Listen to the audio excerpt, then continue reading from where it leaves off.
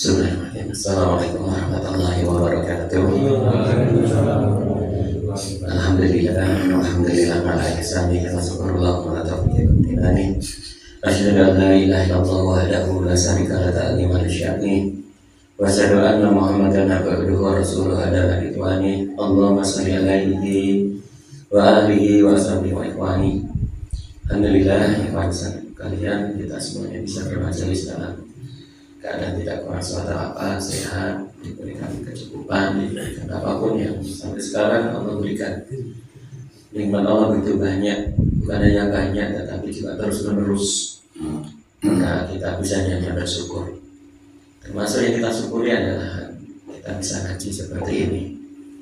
Sebagian ulama mengingatkan berapa banyak orang ketika disebutkan surga, ditanya mau masuk surga, pasti mereka mau.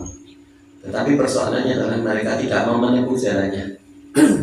Ketika mereka ditakut-takut di neraka, katanya juga takut neraka. Tapi diajak untuk menjauh dari neraka justru tidak mau. Ya.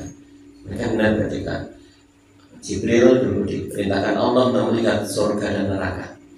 Jadi setelah Allah menciptakan surga dan neraka, Allah memerintahkan Jibril untuk melihat surga. Ketika ditanya apa ya tentang apa pendapat Jibril tentang surga, yang mengatakan, ya Allah, nanti saja manusia tahu tentang surga yang seperti itu, misalnya mereka semua akan masuk surga. Tapi kemudian Allah memerintahkan Jibril lagi untuk melihat surga. Kesimpulannya berbeda. Apa? Ya Allah, ternyata surga itu jalannya dihiasi dengan perkara-perkara yang tidak menyenangkan. Mufatin sana bil makari. Ya. Lalu Jibril disuruh oleh Allah SWT untuk melihat neraka. Ketika melihat neraka, Jibril mengatakan, ya Allah, kalau manusia tahu tentang neraka ini, misalnya mereka tidak akan masuk neraka. Ya, nggak mau masuk neraka. Tapi kemudian disuruh lihat lagi, kesimpulannya berbeda. Apa? Ternyata namanya neraka itu dihiasi perkara-perkara yang menyenangkan syahwat. Ufatina bisyahwat. Jadi surga itu kenikmatan yang tiada tara. Semua manusia pasti mau. Tetapi persoalannya mereka tidak mau menempuh jalan ke surga. Kebalikannya, neraka itu sesuatu di sana isinya cuma azab dan azab, ya. Isinya cuma azab dan azab.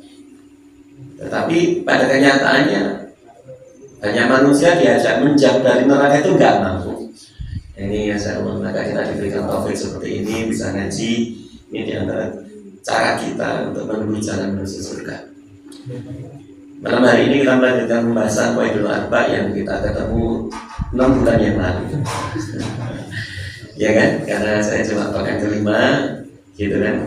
Tadi 3 bulan sekali. Nah kemarin qadarullah pas saya lupa, saya sudah terlanjur menerima jadwal di mana saya lupa, di Klaten Selatan atau mana nih, sehingga saya enggak. Dan berarti sudah 6 bulan yang lalu. Ingat nggak di pas sampai mana? Seminggu yang lalu saja bisa jadi lupa, apalagi 6 bulan. Qaidul Arba, jadi 4 kaidah ya, berkaitan dengan perkara akidah.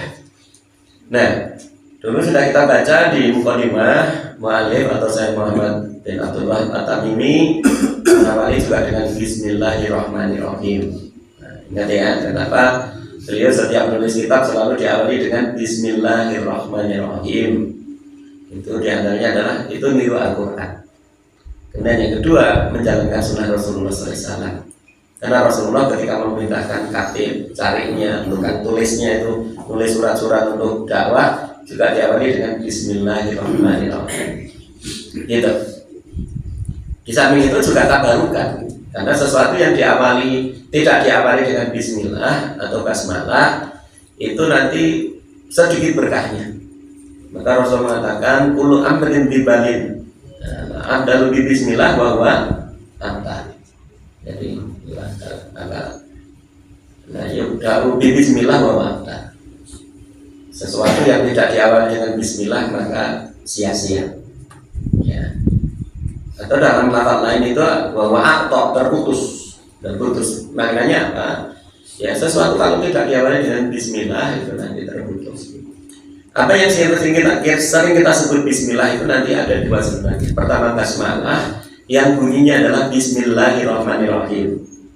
Yang kedua, tasmiyah, yang ini cukup Bismillah. Nah, maka nanti penempatannya sendiri-sendiri. Kalau mau wudhu ya, para ulama mengatakan pendapat Bismillah. Mau makan Bismillah, gitu. Bukan Bismillahirrahmanirrahim, maka sedikit berbeda. Ya. Nah, di sini Bismillahirrahmanirrahim sebagai tabarukan sekaligus sebagai isti'anah. Seseorang mau melakukan sesuatu dengan Bismillahirrahmanirrahim, maknanya dia sedang minta pertolongan pada Allah. Ya, jadi minta pertolongan pada Allah dengan kalimat basmalah, Bismillahirrahmanirrahim, atau kalimat tasmiyah, Bismillah. Masuk pada mukadimah, ya. Beliau mengatakan, As'alullahul karim Rabbal arsil azim. Aku memohon kepada Allah Al-Karim, Allah Al-Karim, Rabbal arsil azim, Rabb dari ars yang sangat besar. Jadi di sini beliau mengawali tulisannya dengan doa. Apa doanya? As'alullah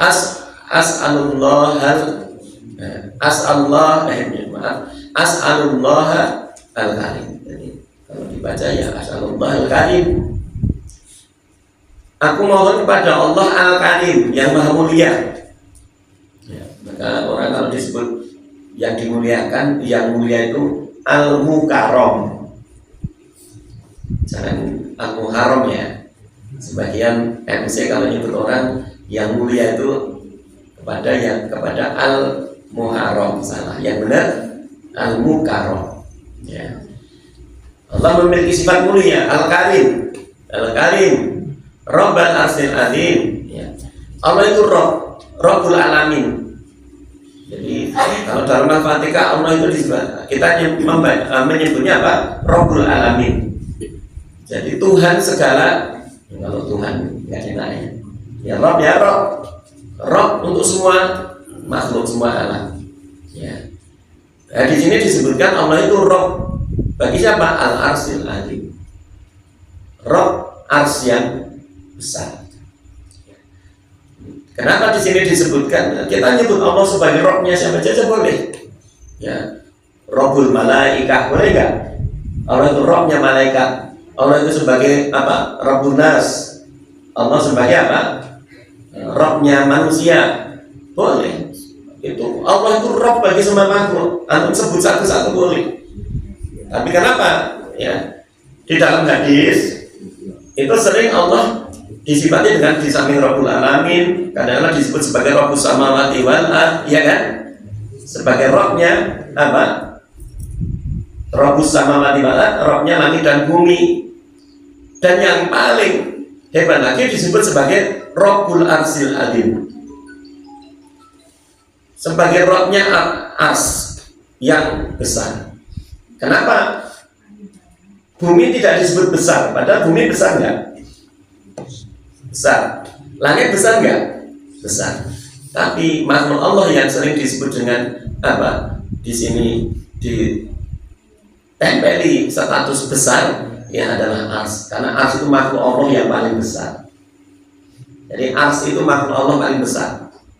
Jadi kalau antum ya pernah ketemu makhluk paling besar apa?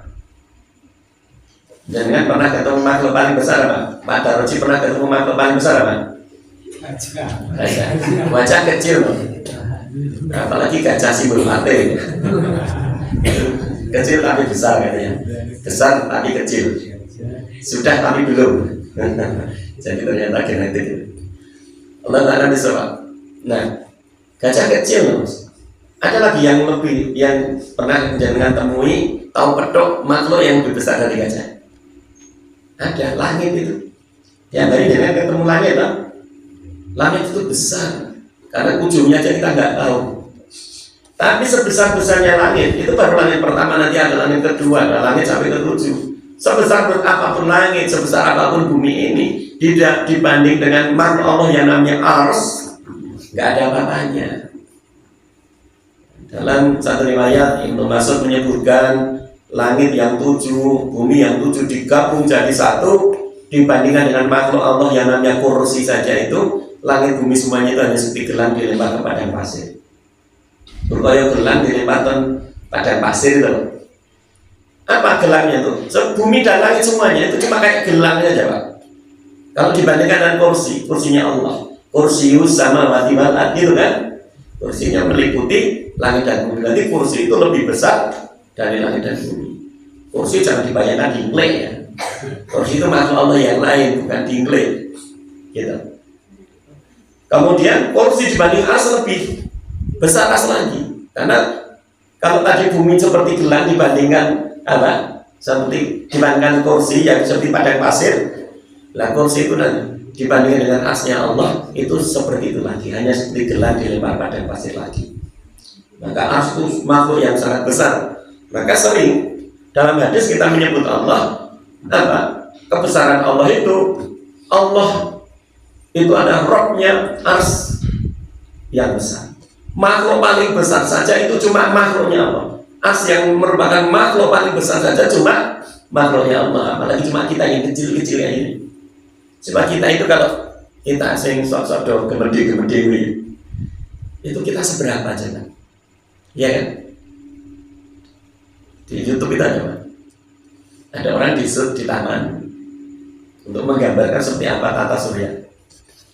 Ada orang lagi di taman di naik, kemudian kelihatan tamannya, tambah naik lagi kelihatan kotanya, tambah naik lagi kelihatan pulaunya, tambah naik lagi kelihatan negaranya, tambah naik lagi kelihatan benuanya, tambah naik lagi kelihatan buminya, tambah naik lagi bumi itu cuma di antara planet-planet yang lain yang mengelilingi matahari. Tambah naik lagi ternyata matahari pun juga di antara bintang-bintang yang ada. Jadi bayangin sampai sampai matahari itu bumi itu sak dele itu ketika di syuting, ini kan ilustrasi saja ya. Ketika bumi itu dilihat dari ketika sudah cuma yang mengelilingi matahari itu bumi sak dele. Nek bumi sak dele, kita di mana? Meranggen itu di mana? Golek sing di bumi yang sedele itu. Kecil, kita kecil. Ada makhluk Allah yang lebih besar, itu namanya ars.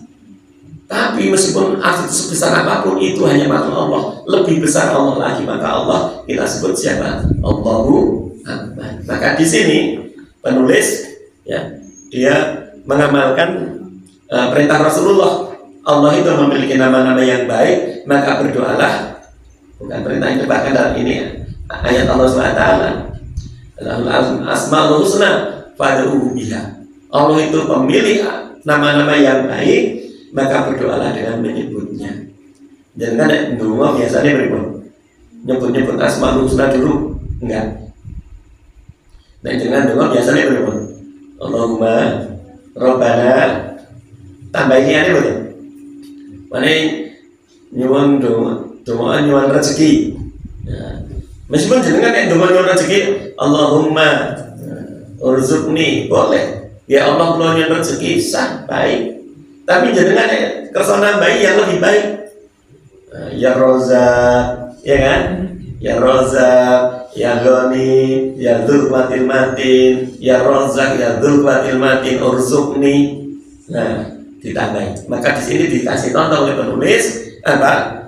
As'alallahul karim Rabbal arsil azim, saya meminta pada Allah yang maha mulia. Sebutkan al-karim ya. Ini takasul dengan nama-nama Allah dan sifat-sifat Allah. Rabbal arsil azim, Rabbnya ars yang besar. Karena tidak ada makhluk yang lebih besar dari ars ya. Maka di antara malaikat paling besar nanti sebutannya adalah hamalatul ars, malaikat yang nyonggo ars. Ini bayangke berapa malaikat yang nyonggo ars gede ini sekitar Pak. Allah alam bisawab. Hadis disifati malaikat paling besar itu nanti malaikat yang nyonggo ars. Malaikat itu saking gede ini, saking besarnya, jarak antara pundak dan telinga, saya lupa persisnya. Kalau nggak salah itu berapa? 300 ton atau berapa nanti dengan cek. Jadi besarnya malaikat hamalatul ars. Jarak antara pundak sampai telinga. Itu kalau ditemu ada burung yang terbang, butuh waktu 300 tahun. Jadi eling manuk terbang dari pundak sampai kupingnya butuh 300 tahun. Gede ini seberapa itu? Manuk kali gitu kan lagi ini maburi banget putih. Kali manuk apa sih gitu ya? Tapi intinya burung saja terbang untuk waktu itu. Maka di sini ini contoh bagi kita kalau doa sebutkan nama-nama Allah, sifat-sifat Allah untuk meminta biar doa kita lebih ijabah. Ayatawallaka di dunia dan akhirat. Semoga Allah selalu melindungi kalian di dunia dan akhirat. Wa yaj'alaka mubarakan aina kunta, dan semoga kalian itu selalu diberkahi dalam keadaan yang baik di mana saja kalian berada. Ya. Wa yaj'alaka mimman idza utiya syakara, dan semoga Allah menjadikan kalian termasuk orang-orang yang kalau diberikan nikmat pintar syukur. Wa idza utuliya sabaro, kalau diberikan ujian sabar. Ya. Wa idza atnaba istighfaro, kalau salah, kalau dosa istighfar. Ya. Fa inna ulai as-salasa unwanus sa'adah, sebab tiga itu termasuk apa? Pokok-pokok dari sebab kebahagiaan seseorang. Jadi di sini kita didoakan oleh penulis, semoga Allah melindungi kalian apa di dunia dan akhirat. Semoga Allah menjadikan kalian itu dalam keberkahan di mana saja kalian berada. Semoga Allah menjadikan kalian, kenapa? Nek kita sepele ini saya banyak orang nggak lulus. Orang dikasih nikmat itu doa syukur, ya kan? Makanya kita membuka hari itu dengan syukur. Begitu bangun doanya doa syukur, gitu kan? Gimana? Alhamdulillahilladzi ahyana ba'da ma amatana wa ilayhi nusyur. Langsung syukur bangun tidur. Ya. Sebagian ulama mengatakan bukan itu saja. Jadi di antara doa bangun tidur itu ada langsung zikir. Ya. La ilaha illallah, la ilaha illallah wahdahu la syarikalah, lahul mulku wa lahul hamdu wa huwa ala kulli syai'in qadir. Subhanallah walhamdulillah, la ilaha illallah wallahu akbar, la haula wala quwata illa billah, Allahumma firli. Rasulullah mendikau, kalau ada orang bangun tidur, termasuk lilir atau malah terutama lilir. Jadi kalau tidur sok lilir, betul. Ya sing nom iso ora. Brengsek tani-tani tadi bukan. Sing tua biasanya sok lilir paling ora pindho telu. Ya ta. Ya. Jangan kok lilir, praktekkan ini. Rasulullah dawuh.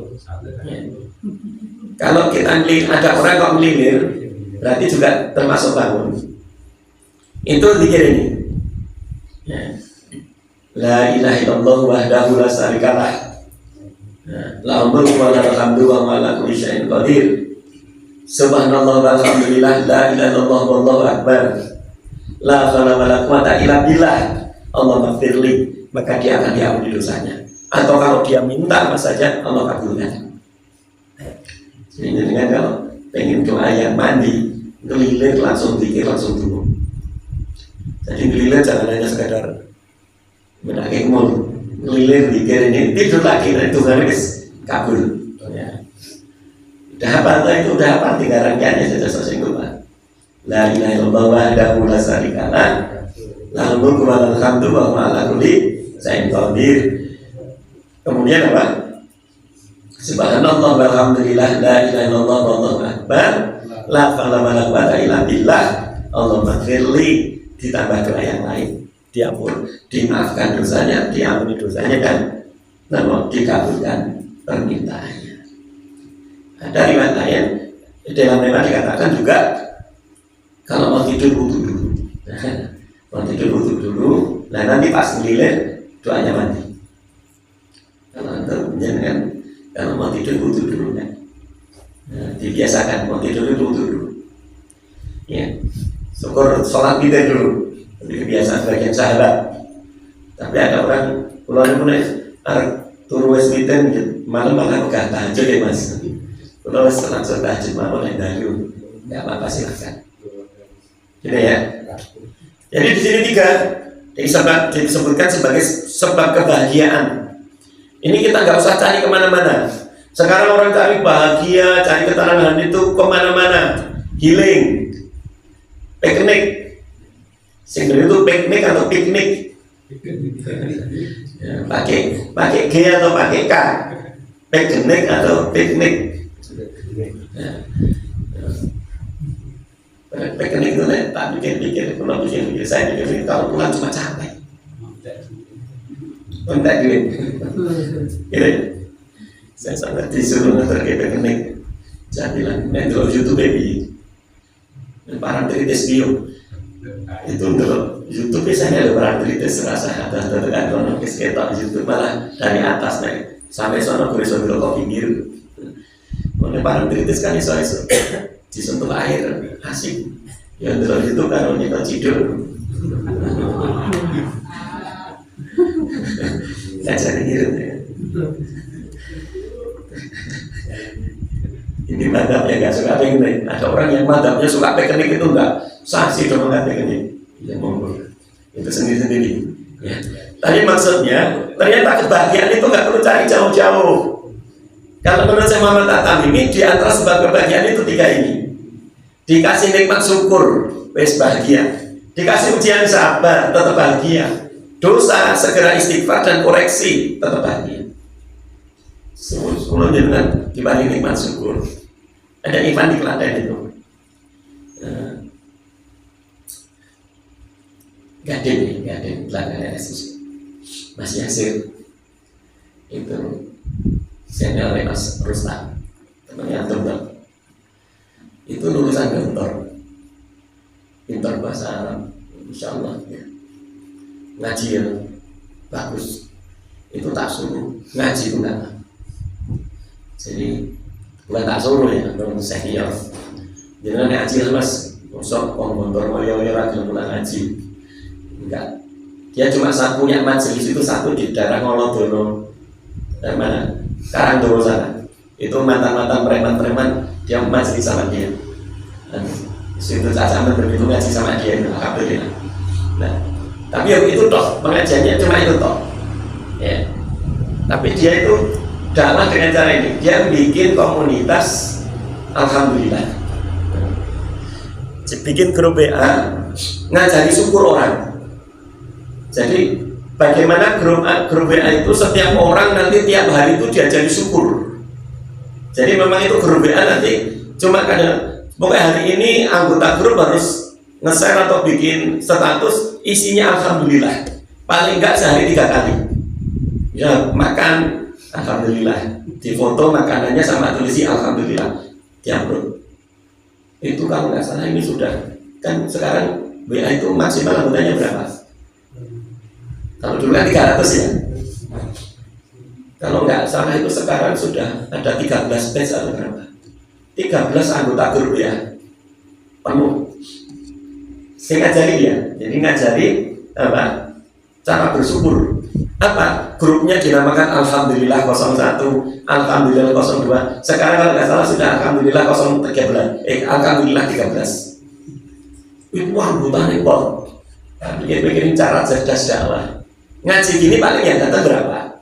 Dia di grup tiap hari pesertanya wis katakanlah 300 kan 13 sudah berapa? 3000 tiap hari dia ngaji. Itu cara cerdas dakwah ya. Ngajari orang syukur. Cuma ngucap alhamdulillah aja kita ini kadang susah. Padahal para salaf dulu setiap merasa nikmat alhamdulillah. Ya. Makan itu nggak lupa alhamdulillah, selalu alhamdulillah. Lihat apa alhamdulillah. Nanti istrinya dandan alhamdulillah. Dan jangan kan istrinya dandan malah ditambahi yang tinggi. Alhamdulillah. Gitu. Jadi ini pertama dikatakan idza utiya syakara. Jadi kalau diberikan nikmat yang pintar syukur, wa idza utiya sabara, kalau diuji sabar. Ya. Wa idza kalau kemudian apa? Atnaba salah, keliru dosa, fastaghfaro, istighfar. Maka di sini tanya apa? Ya. syukur, sabar, banyak istighfar. Dikatakan oleh penulis di sini, fa inna haula'i salasaun wa nusa'adah, sudah 3 perkara tersebut termasuk perkara di antara sebab kebahagiaan. Jadi bahagia itu nggak perlu jauh-jauh ke barang kritis, ya, nggak perlu aneh-aneh. Ini jangan bisa melazimi ini bahagia. Kasih nikmat, bersyukur, bahagia. Diuji kayak apa? Sabar. Kita punya ilmu tentang ujian, kita nggak perlu sedih, nggak stres. Dosa juga nggak putus asa, banyak istighfar. Gitu ya. Baik, ketahuilah, arsadaqallah li ta'atihi. Ketahuilah, semoga Allah memberikan bimbingan untuk mentaatinya. Nah, ini masuk matan. Kalau tadi baru mukadimah, ini masuk matan, masuk isi materi. Ketahuilah, arsadaqallah li ta'atihi. Semoga Allah membimbingmu untuk mentaatinya. Ini peringatan bagi kita yang sekalian. Kita itu butuh hidayah. Makanya kenapa setiap sholat kita mesti membaca ihdinas siratal mustaqim. Jadi karena kita selalu butuh hidayah. Kita sekarang sudah diberikan hidayah masuk Islam, punya kesadaran, diberikan hidayah taufik bisa melakukan. Tapi kita butuh tambahan terus. Kita butuh tambahan terus. Makanya kita setiap hari doa itu ihdinas siratal mustaqim. Sehari berapa kali? Minimal 17, gitu kan? Kemarin saya di video mana itu ada orang pas pengajian sama siapa itu, ada anak kecil disuruh naik ke panggung. Siapa itu? Ada kiai yang lucu ya Pak Anwar Zahid ya? Yang lucu itu. Ada peserta anak kecil disuruh naik panggung, disuruh nasihati orang agar sholat. Nah, anak kecil ini, anak perempuan ini nasihati, perhatikan sholat 5 waktu, meskipun kalau saya sholat 2 waktu saja. Jadi ternyata anak itu kalau sholat cuma kalau maghrib sama isya. Jadi namanya anak kecil, ya. Mungkin ya orang tuanya kurang perhatian. Jadi ngajak orang sholat 5 waktu tapi dia sholatnya 2 waktu. Gitu ya. Jadi di sini mas sekalian, kita butuh apa? Butuh hidayah terus. Maka di sini kita didoakan arsadaqallahu li ta'atihi. Ketahuilah semoga Allah memberikan bimbingan hidayah untuk selalu mentaatinya. Anal hanifiyata, sesungguhnya al hanifiyah agama yang lurus, millah Ibrahim, yakni agamanya Ibrahim. Apa itu agama Ibrahim atau al-Islam? Jadi Islam itu kadang-kadang disebut al-Islam, kadang-kadang disebut apa? Al-Hanifiyah, kadang-kadang disebut millah Ibrahim. Nah, millah Ibrahim itu apa? Di sini diingatkan Islam atau disebut agama Ibrahim itu adalah intinya antakbudullah wahda mukhlishan lahud-din. Yakni engkau beribadah pada Allah saja dan memurnikan ibadah itu hanya untuk Allah, berarti tidak melakukan syirik. Wa bidzalika amrallahu jami'an nas wa khalaqahum laha. Ya. Tentu kalau pernah baca usul salasah, pernah ketemu kalimat ini tak? Dulu yang ngaji Ustaz Sofi dulu usul salasahnya, bukan. Di kitab itu ada kalimat ini persis, karena penulisnya sama. Ini antum bisa untuk materi ngaji ini. Antum apalkan ngaji ini bisa stop. Antum khutbah Jumat dengan satu paragraf ini bisa stop. Khutbah Jumat ini rasa temu-temu. Satu paragraf ini antum pakai untuk khutbah bisa stop. Apa tadi? Annal hanifiyata millata Ibrahim. Apa? Antakbudullah wahdah mukhlishan lahud-din. Wa bidzalika amrallahu jami'an nas wa khalaqahum laha. Kama qala Allah Ta'ala, seperti ngendikane Allah Ta'ala, wa ma khalaqtul jinna wal insa illa liya'budun. Itu jenengan khutbah Jumat merangke ini wis beres. Rasa kayak materi sing aneh-aneh. Terus diapalke kan gampang kok. Kitab ini disusun biar mudah diapalkan.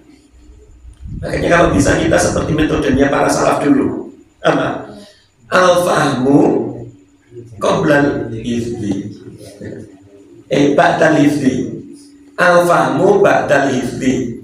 Antum kalau mau pinter, ini yang muda-muda sing sepuh-sepuh, nek kerso yang mau terutama sing nom-nom. Kalau pengen pinter ngajinya, metode ini coba jangan terapkan. Al-fahmu ba'dal hifdi. Memahami setelah hafal. Antum materi dihafalkan baru dipakai ngaji. Sebagian mas saya ngaji gini, kan ya kita ngaji wajib ya. Itu pesertanya disuruh ngapalkan, nek ustadznya ya mesti bisa hafal, kudune hafal dari depan sampai belakang. Ya, jadi yang ngaji datang itu disuruh ngapalkan dulu. Kemudian nanti dites dulu sebelum ada yang ngaji, dites dulu. Hafal belum? Nah, udah pada hafal, di ngaji, dipahami, dihafal kayak dulu baru dikaji. Kira-kira gimana? Nah kita kan sebenarnya kan paham, tidak hafal beda. Antum hafal dulu, memahami itu masuk. Atau antum memahami kemudian menghafalkan boleh, tetapi hafalkan dulu. Maka di antara metode yang ditempuh para ulama dulu ketika didik anak-anak begitu. Ya. Orang-orang dulu itu Al-Quran belum bisa baca tapi sudah hafal. Ini yang dipraktekkan seperti di Singkit. Singkit itu Mauritania. Kalau anda lihat apa di peta Mauritania itu Singkit, itu ada metode seperti ini. Anak-anak di sana sebelum bisa baca Quran tapi sudah hafal dulu. Di target 7 tahun sudah hafal 30 juz. Rata-rata 7 tahun sudah hafal 30 juz. Ya. Kita 37 tahun belum 1 juz. Ya, jadi miskin gitu ya. Nah, makanya gini, kalau yang nggak apa semuanya nggak apa-apa.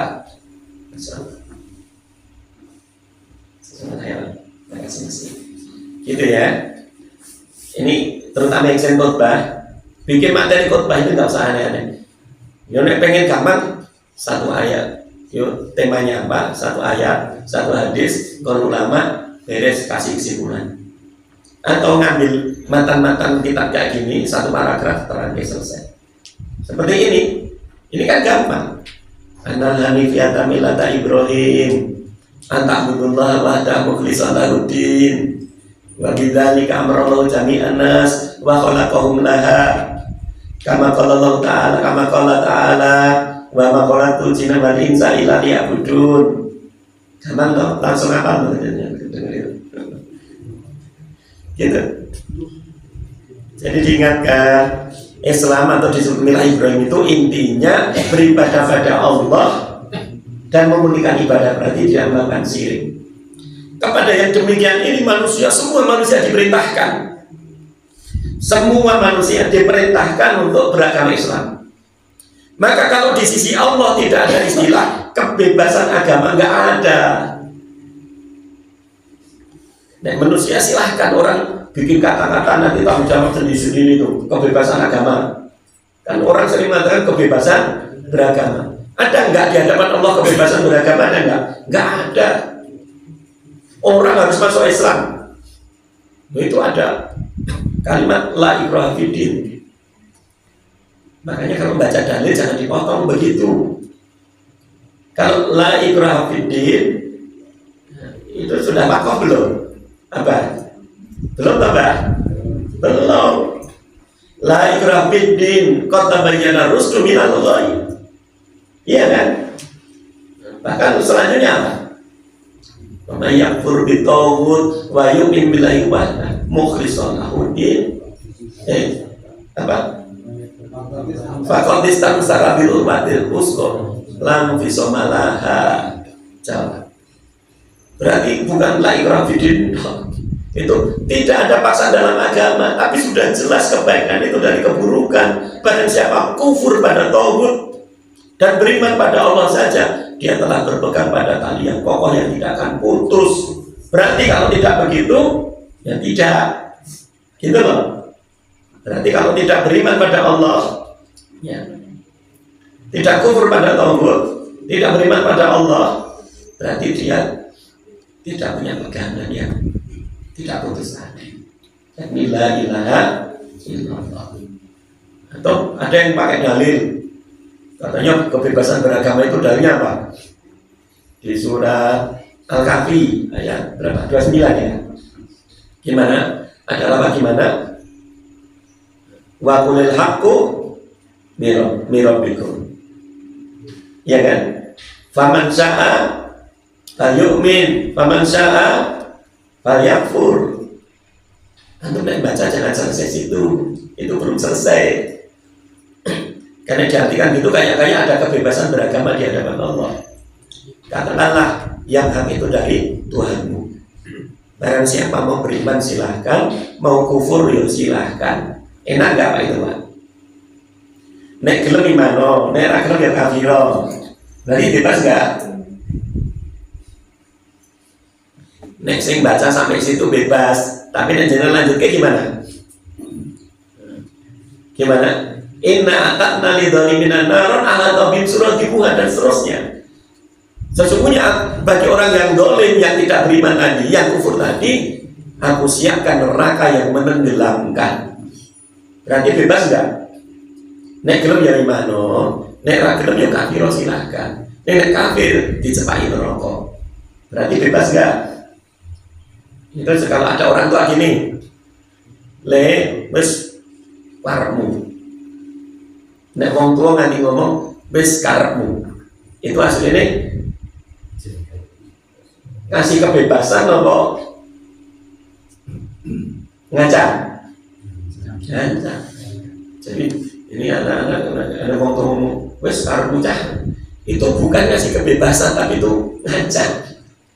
Wis lek karepmu. Itu ada bacotane wis karepmu. Titenono gitu. Allah dalam Al-Quran mengatakan, nek kamu iman silahkan, kamu kufur ya silahkan. Tapi nek dolim, nek kufur tadi, Allah mengatakan, aku siapkan neraka yang menenggelamkan.